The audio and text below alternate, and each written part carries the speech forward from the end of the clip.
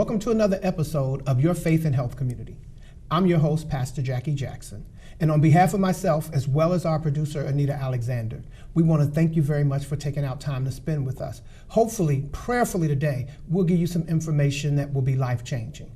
Now, before we start, I've got to ask you, since the last time, if you hadn't already done it, have you enrolled in health care? Listen, you can have everything in the world. There's a scripture that says, what profit a man if he gains the whole world but loses his very soul? That is the ultimate important. But what do you profit if you start gaining everything and you do nothing about your health? So you've got to get enrolled in health insurance. If you need Medicaid, in other words, if you're single, your income is $16,223 or less a year, that makes you eligible for Medicaid. If you're a family of four with a combined income of $44,558 a year, that makes your entire family eligible for Medicaid. This covers dental, vision, hospitalization, emergency room visits, medication. And if you haven't had to pay for medication out of your pocket yet, you may not know it will break the bank. It also covers pre-existing condition. It covers everything. Now, if you don't fall within that guideline and you want to go online to look for your specific income to see where you fall within there, if not, then you're going to have to go to the marketplace. You need to go think about what doctors do you want to see? What hospital do you want to go to? I am very particular. I like Westchester Medical, or I guess it's actually UC, but it's UC Westchester. That's where I go. And so if I'm looking at insurance, I want to be sure that I'm covered for that hospital. You want to be sure that your particular medication, listen, contrary to what people may think, all medications are not covered in every insurance policy. There's some policy or some medication that insurance policies won't cover. So get your health care, make sure that you're covered. If you won't do it for you, do it for your family, right? So listen, we want to thank our very special guests for being here today. And they are a part of NARAB, which is the Cincinnati Realtist Association.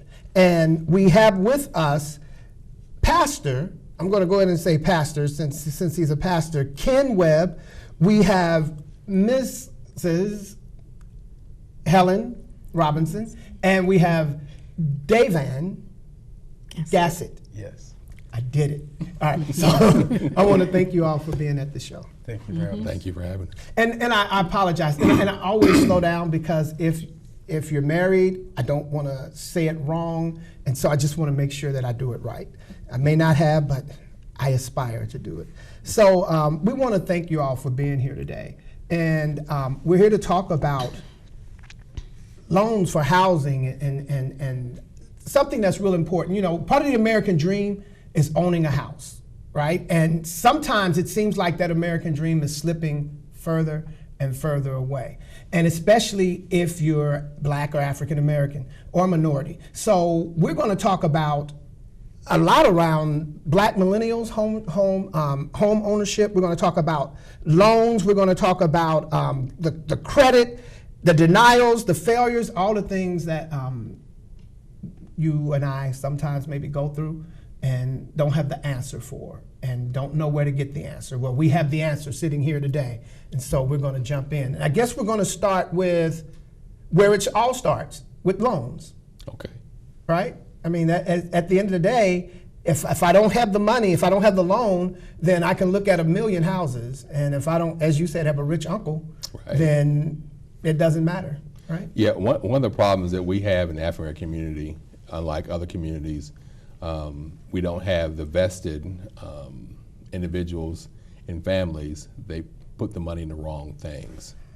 So for example, they put money in a wedding versus money into an actual mortgage. So for example, when you think about many times a person will spend $40,000 into a wedding reception and a wedding and look up, and then at the end of the year they're getting divorced. The $40,000 they could have put down for down payment assistance or down payment to get that loan, they would have. One of the programs that we have at Republic Bank is called a neighborhood housing program, which is called NHP, where we actually can do the down payment assistance, which is one of the problems that many people deal with. The three barriers that we struggle with, especially in the African community, are credit, debt to income ratio, and then the third one is down payment assistance. And so down payment assistance is crucial because there's no use you trying to get all this paperwork done, all this stuff done through your underwriters, and then you can't afford the loan, right? It's a waste of time for you, a waste of time for the lender. And so what happens is that people come to the table with not money vested in, saying they don't have funds to actually get pre-approved, because then it wastes time for the realtors, right? Realtors showing you houses all over the place and you can't afford them. That's why they want you to get a pre-approval, right? Because they want you to make sure that you can actually be pre-approved over the house that you're actually saying you can get. But a lot of times in our community, we don't have access to that capital. And so that gets us always a tier or a second tier below other people when it comes to trying to purchase a home. Okay. Now, you know what, and I did this, I jumped ahead because I think I wanted to get into that, Right. to talk about the process, because for so many people, there are a lot of young couples that are trying to find a home. There are a lot of almost kind of middle-aged people, such as myself, that may be out there. And so I guess I wanted to get to that process. But before we continue, we should talk about who and what is the Realtist. Yes. Okay. That's probably important. Yes. Excuse me. So the Realtist was founded in 1947. It is a group we are members of NARAB, which is the National Association of Real Estate Brokers, which was founded in 1947. It was when African Americans or minorities weren't able to become realtors, so they created a trade association called NARAB, the Realtists, as the members, and we've been going ever since. Actually, the organization has been around for the last 72 years. We advocate fair housing and fair access to housing and lending. Was that Okay. started here in Cincinnati? No, there were people from several different states, but you know, we always have a way to stay in touch with our roots. So they met, they were black brokers from several states, decided to meet, I think it was in June 1947, in July 1947, they met in Tampa, Florida, and they decided that we have a right to own real estate. We have a right to educate others like us so that we can participate in the process of home ownership. So these 12 brokers got together and formed the National Association of Real Estate Brokers. And they decided that we would be called Realtists because the majority group, the National Association of Realtors, didn't want us to belong, so we started our own.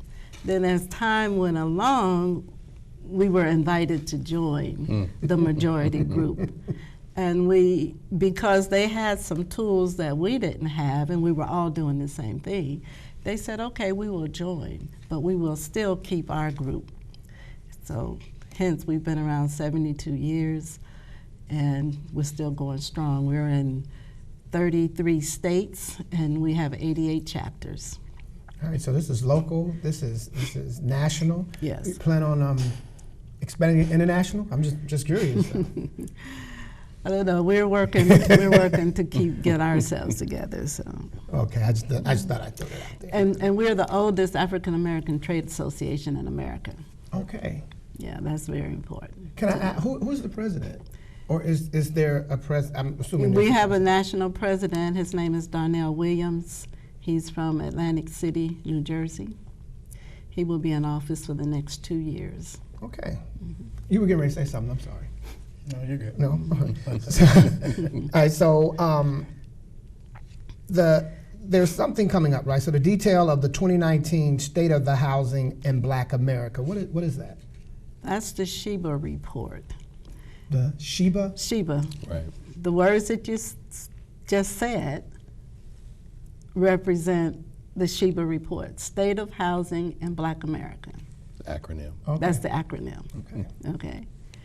And sadly to say, the state of housing for African Americans have decreased since our organization was organized. So, you know, we're looking to see what has caused that and what can we do about it. So right now, our national organization, NARAB, has an initiative in effect where we're trying to get, 2 million and 2 million new African American homeowners in 5 years. That's our initiative. That's our goal. 2 million and 5. Yeah, All right. 2 million new homeowners in 5 years. So what year are you in of the 5? I would say we're in the second year, and we're adding new initiatives to better track what we're doing, track our numbers nationwide. From the data that you have so far, would you say that you're on track to reaching your goal? I'm not at liberty to speak about that right Okay, now. good enough. Just thought I'd ask. So, Let me add something else Please. to that. Excuse me, as far as not being on track, but as far as initiatives, one of the things that they're doing, NARAB is doing, is utilizing the how can I word it, the only thing that the black community has, which is the church.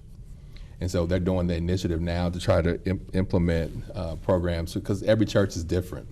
And so you can't come to every church talking the same way, Right. because everybody's different language and different cultures relates to that. So NARAB has done a great job of preparing its realtors to go into certain denominations and speak the language of the denomination so they can actually make that a reality. Because a lot of our pulpits seem to be our liaisons for the community. So as the community goes, so goes the pulpit. As the pulpit goes, so goes the community. And so NARAB has realized that that's a great opportunity for them to get into many households, because people take the advice of the pastor, right? Whatever congregation they're in. Trusted source. Whether it be the pastor, whether it be the rabbi, or wherever the case might be, they take that person individually as that trusted source. And so NARAB is doing a good job, I think, of preparing its realtors to go into those different avenues and make a difference to help those individuals in those communities. Right, that's our faith-based initiative. We also initiated this year the House Then the Car initiative. Right. Because we're finding that if a person goes out and buy a house, goes out and buy a car, they're not able to buy a house for at least another year. Right. So especially with the millennials graduating from college, they seem to have less debt than maybe generations before them. So we're encouraging everybody, buy the house, then the car, because it's been proven that once you buy a house, everybody will give you credit, good, bad, or indifferent. Right. So buy the house and then the car. Which is a great initiative, because right. you can't not supposed to live in your car. but you buy the house first, right? Right. You have a place to put the car. Right, exactly. And so Right. we see that with not only African American consumers, but with consumers in general, that they want the car. And we tell people, even in the process of getting a mortgage, do not buy a car. Right. Do not buy any large pieces of furniture. Do not Right. buy anything that's going to mess up the credit score, mess up the whole DTI, Income. your debt to income ratio, because that could set you back another 2 years if you Right. if you buy something that's going to mess up the whole numbers. Right. And so that's a good initiative, because so often we if we do buy a car, we have to buy a brand new one. Why you got to buy a brand new one? Right? Because you got to set up the car with the house. That's why people have houses, don't have anything in their rooms, right? They have furniture, but they're definitely in certain rooms, right? Right. They open up a door and say, "Don't go in there. No, don't go in there. That door's locked." They say, "Why's the door locked?" Nothing's in there. Nothing goes in there, because they can't afford it, right? Right. Right. So I know when I got my first car, someone I had a lot of respect for, at least I did have a lot of respect for him, I just didn't listen to him. And that's what they told me, and this was in 81. Yeah, 81. And they said, don't buy the car. Right. Go buy a house for you and your family. I was like, yeah, but I've got to get my family around. We're on the bus. And they Right. said, yeah, but you need a place to live with your family. I said, well, we got a place to live. I can't move around. And Right. then I didn't listen, and I went and bought the car.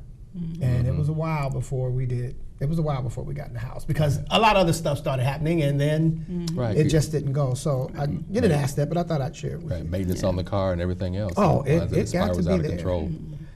So what are some of the biggest barriers in real estate with African American families? as far as getting a home, one of the biggest ones in African Americans is credit and the lack thereof. A lot of times people assume I paid my bills, I don't have any bills, but what Ms. Helen was saying earlier about the millennials, they have a lot of loan debt, school debt, that you can't really get past it. And so once you consolidate that loan debt or work with that student loan organization to get that debt down, it might take a while. But a lot of times what happens, people think, okay, I got a credit card, open a credit card, and then didn't take care of it. And then there's other fees that I didn't know about. And then you look at your credit report. It lets me look at your credit report. You can look at your credit report at least once a year. You can do 3 different agencies, Experian, TransUnion, and Equifax. You can look at those through annualcreditreport.com.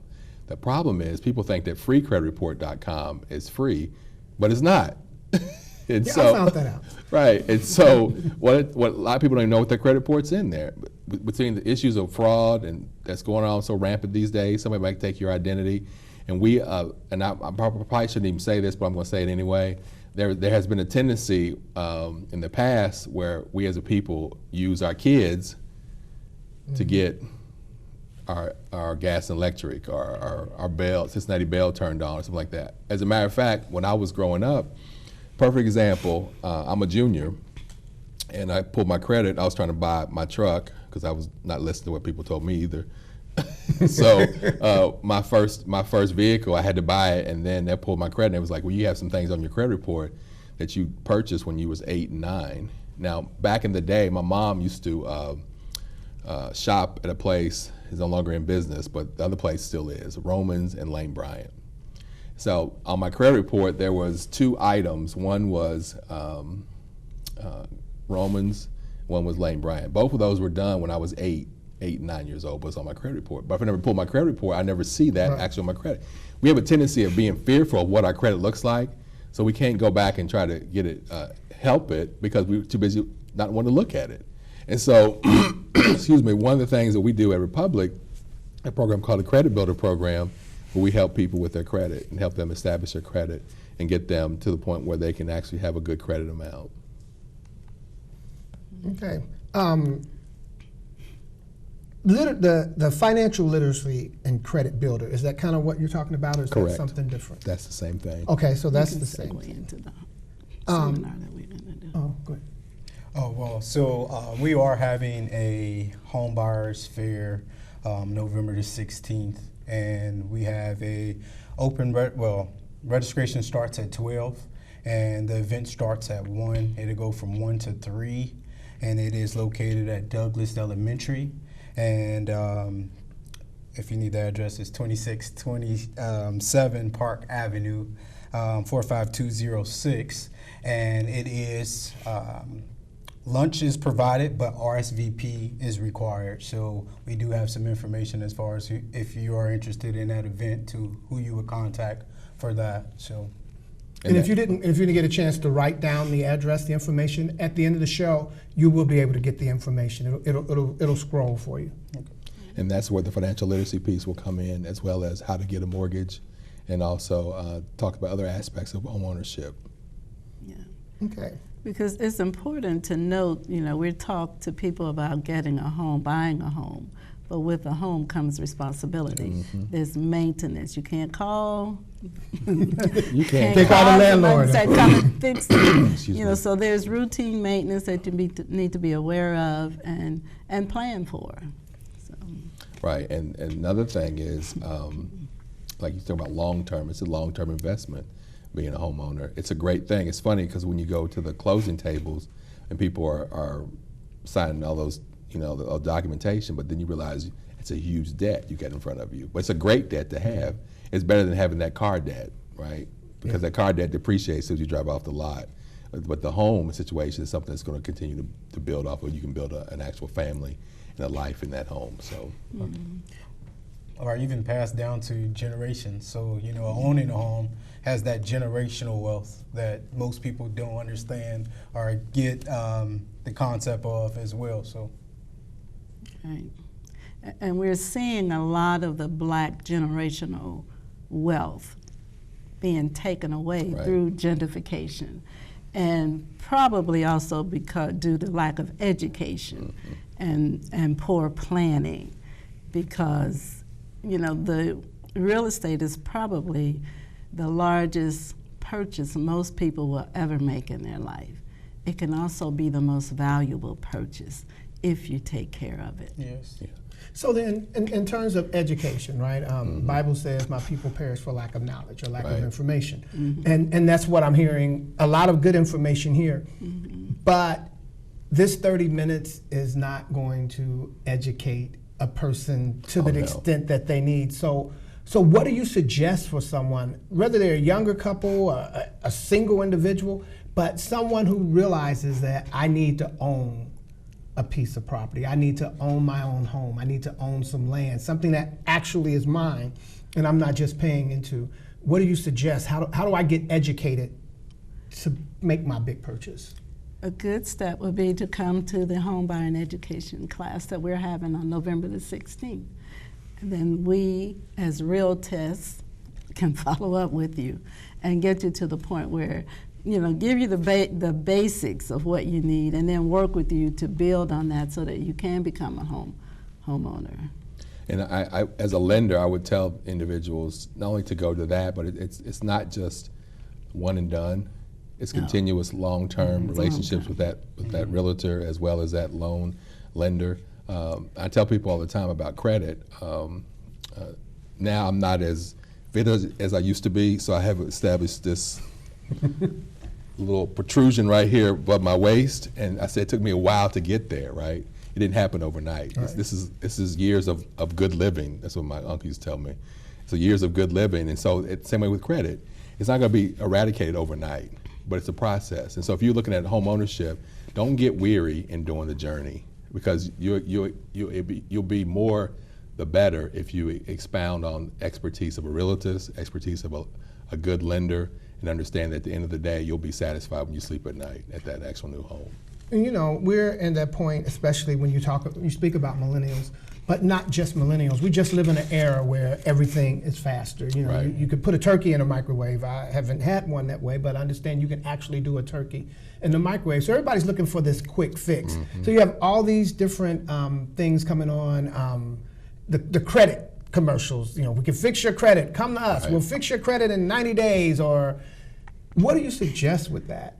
I mean, and maybe I'm asking, maybe this isn't the right question or the right setting to ask that, but that's what a lot of people are looking at, that I can go and they'll fix your credit and they'll get you up and running real quick. Quick fix. So I would just say, it sounds too good to be true, It probably is. and buyer Right. beware.